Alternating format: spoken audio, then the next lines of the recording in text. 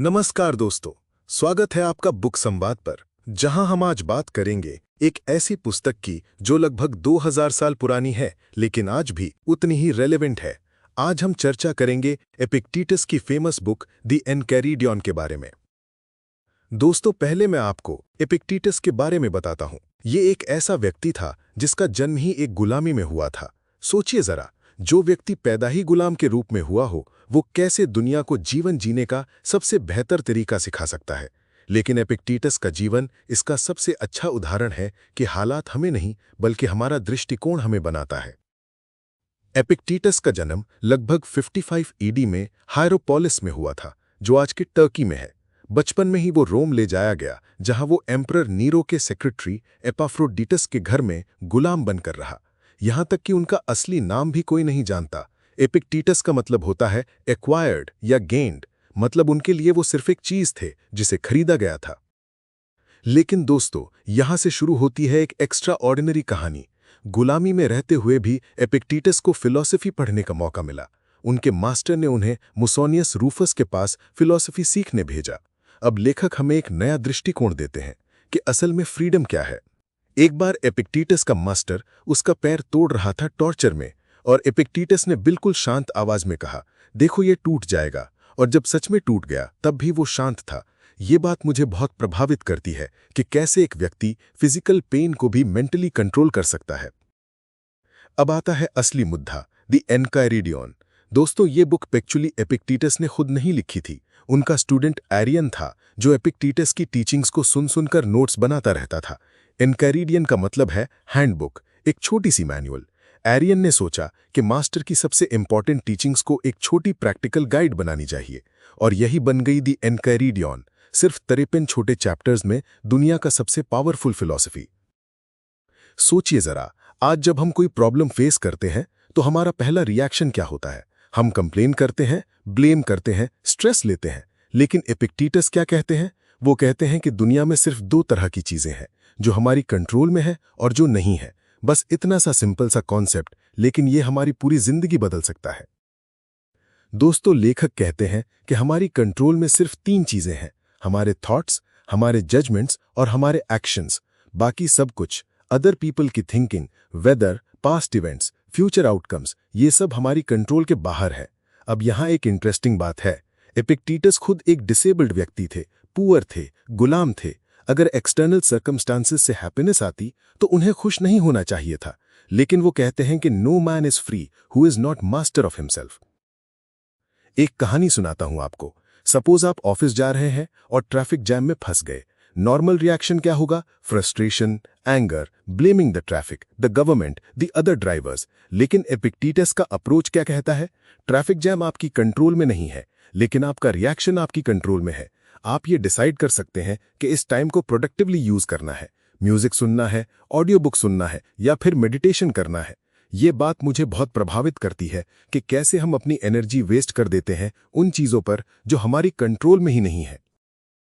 अब लेखक हमें एक और इंपॉर्टेंट कॉन्सेप्ट देते हैं, प्री मेडिटेशन ऑफ इविल्स या नेगेटिव विजुअलाइजेशन। एपिक्टेटस कहते हैं कि रोज सुबह उठकर ये सोचो कि आज क्या क्या गलत हो सकता है। लगता है नेगेटिव थिंकिंग, लेकिन एक्चुअली ये बहुत पावरफुल टेक्निक है। जब आप मेंटली प्रिपेयर्ड होते हैं कि प्रॉब्लम्स आ सकती हैं, तो एक्चुअल प्रॉब्लम्स आने पर आप शॉक नहीं होते। सपोज आप इंटरव्यू देने जा रहे हैं, अगर आप पहले से सोच लेंगे कि रिजेक्शन भी हो सकती है, तो एक्चुअल रिजेक्शन कम पेनफुल लगेगी। दोस्तों, एपिक्टेटस एक और ब्यूटीफुल कॉन्सेप्ट देते हैं, अमोर फाटी। इसका मतलब है लव योर फेट। वो कहते हैं कि जो भी आपके साथ होता है उसे सिर्फ एक्सेप्ट नहीं करना है, बल्कि लव करना है, क्योंकि जो भी होता है वो आपको स्ट्रांग बनाने के लिए होता है। एवरी डिफिकल्टी एक अपॉर्चुनिटी है वर्च्यूज प्रैक्टिस करने की। अगर कोई आपको इंसल्ट करता है तो ये पेशेंस प्रैक्टिस करने का मौका है। अगर फाइनेंशियल क्राइसिस आती है तो ये करेज और रेजिलियंस डेवलप करने का चांस है। सोचिए जरा, आज के टाइम में हम सोशल मीडिया पर कितना टाइम वेस्ट करते हैं अदर्स की ओपिनियंस पर रिएक्ट करते हुए।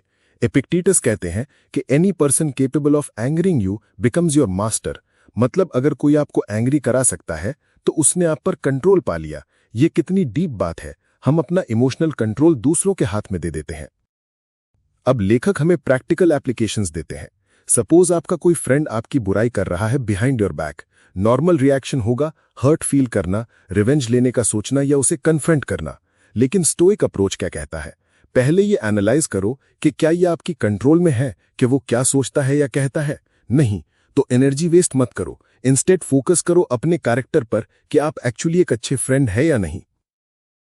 दोस्तों, एपिक्टेटस का एक फेमस कोट है, it's not what happens to you but how you react to it that matters. ये सुनने में सिंपल लगता है बट प्रैक्टिकली इंप्लीमेंट करना बहुत डिफिकल्ट है। उनका कहना है कि हमें डेली प्रैक्टिस करनी चाहिए। हर रात सोने से पहले रिफ्लेक्ट करना चाहिए कि आज क्या क्या ऐसा हुआ जो मेरी कंट्रोल में नहीं था और मैंने कैसे रिएक्ट किया। अब एक इंटरेस्टिंग बात और है, एपिक्टेटस कहते हैं कि हमें मटीरियल थिंग्स के साथ अटैचमेंट नहीं रखनी चाहिए। वो कहते हैं remember that everything we are given by life will be taken from us at some point. मतलब जो भी चीजें आपके पास है, फैमिली, फ्रेंड्स, प्रॉपर्टी, हेल्थ, ये सब टेम्पररी है। इसका मतलब ये नहीं कि आप उनके साथ लव नहीं करें, बल्कि ये है कि जब ये चली जाए तो आप टूट नहीं जाए।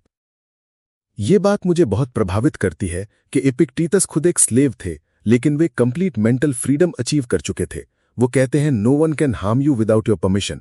फिजिकल हार्म हो सकता है, लेकिन मेंटल और इमोशनल हार्म तब तक नहीं हो सकता जब तक आप अलाउ नहीं करते। अब लेखक हमें प्रैक्टिकल एक्सरसाइजेस देते हैं। रोज सुबह 5 मिनट निकालकर ये सोचें कि आज क्या क्या प्रॉब्लम्स आ सकती हैं और फिर मेंटली प्रिपेयर करें कि आप कैसे कामली हैंडल करेंगे। दूसरी एक्सरसाइज है, जब भी कोई प्रॉब्लम आए तो तुरंत ये क्वेश्चन पूछें कि is this in my control. अगर नहीं है तो एनर्जी वेस्ट मत करें, अगर है तो पूरी एनर्जी लगाकर बेस्ट एक्शन लें। दोस्तों, एक और ब्यूटीफुल कॉन्सेप्ट है प्रेजेंट मोमेंट अवेयरनेस। एपिक्टेटस कहते हैं कि हमें पास्ट के गिल्ट में या फ्यूचर की एंजाइटी में नहीं जीना चाहिए।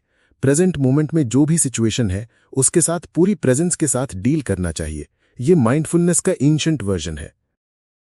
सोचिए जरा, आज के टाइम में हम कितने डिस्ट्रैक्टेड रहते हैं। Phone notifications, social media, constant worry about future. Epictetus का फिलॉसफी बिल्कुल ऑपोजिट है। वो कहते हैं focus on what's in front of you, do your best और रिजल्ट को नेचर पर छोड़ दें। अब लेखक हमें एक और इंपॉर्टेंट लेसन देते हैं वर्च्यू के बारे में। एपिक्टेटस कहते हैं कि वेल्थ, फेम, सक्सेस ये सब एक्सटर्नल है। रियल सक्सेस है अपने कैरेक्टर को डेवलप करना। विजडम, करेज, जस्टिस, सेल्फ डिसिप्लिन, ये 4 कार्डिनल वर्च्यूज हैं जिन पर फोकस करना चाहिए। ये बात मुझे बहुत प्रभावित करती है कि ट्रू अचीवमेंट एक्सटर्नल नहीं इंटरनल होती है। एक पर्सनल एग्जाम्पल देता हूं। सपोज आपको प्रमोशन नहीं मिली। नॉर्मल रिएक्शन होगा फ्रस्ट्रेशन, ऑफिस पॉलिटिक्स को ब्लेम करना। लेकिन स्टोइक अप्रोच क्या कहता है? पहले ये देखो कि क्या आपने अपनी बेस्ट एफर्ट दी थी। अगर हां तो आपने अपना काम पूरा किया, रिजल्ट आपकी कंट्रोल में नहीं था। इंस्टेड ऑफ फीलिंग बिटर, ये अपॉर्चुनिटी है पेशेंस और रेजिलियंस डेवलप करने की। दोस्तों, एपिक्टेटस का एक और फेमस टीचिंग है, first say to yourself what you would be and then do what you have to do. मतलब पहले डिसाइड करो कि आप कैसे पर्सन बनना चाहते हैं, फिर अकॉर्डिंगली एक्शंस लो। ये गोल सेटिंग का एंशिएंट वर्जन है, लेकिन फोकस एक्सटर्नल गोल्स पर नहीं, कैरेक्टर पर है। अब एक इंटरेस्टिंग बात, एपिक्टेटस कहते हैं कि हमें जज नहीं करना चाहिए अदर्स को। वो कहते हैं to accuse others for one's own misfortune is a sign of want of education. जब हम दूसरों को ब्लेम करते हैं तो एक्चुअली हम अपनी पावरलेसनेस एडमिट कर रहे हैं।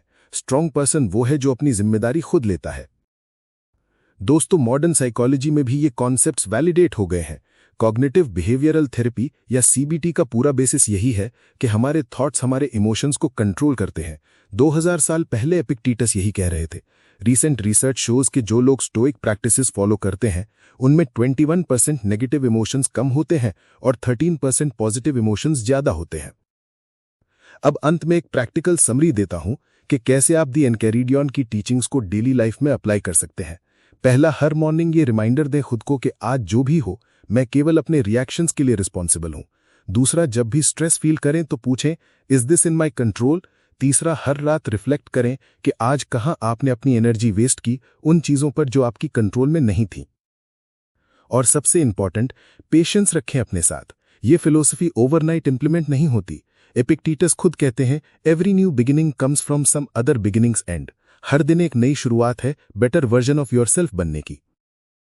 दोस्तों, अगर इस बुक की समरी ने आपकी जिंदगी में वैल्यू एडिशन किया है तो ऐसी ही ढेर सारी बुक्स की समरीज के लिए बुक संवाद को जरूर सब्सक्राइब कीजिए और कमेंट्स में जरूर बताइए कि आपको कौन सी टीचिंग सबसे ज्यादा यूजफुल लगी। धन्यवाद।